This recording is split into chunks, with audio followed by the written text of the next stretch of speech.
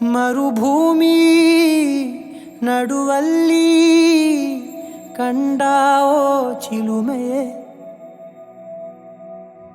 ಕನಸುಗಳ ರಾಶಿಯನು ತಂದಾವೋ ಚೆಲುವೆಯೇ,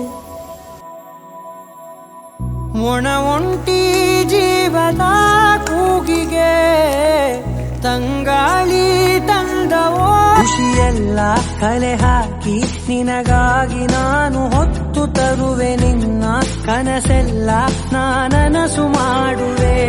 ಯಾರಿರಲಿ ಎದುರಲ್ಲಿ ನಾನೆಂದು ನಿನ್ನ ಮುಂದೆ ನಿಲ್ಲುವೆ, ನೋವೆ ಬರದಂತೆ ಪ್ರತಿ ನಿಮಿಷ ಕಾಯುವೆ.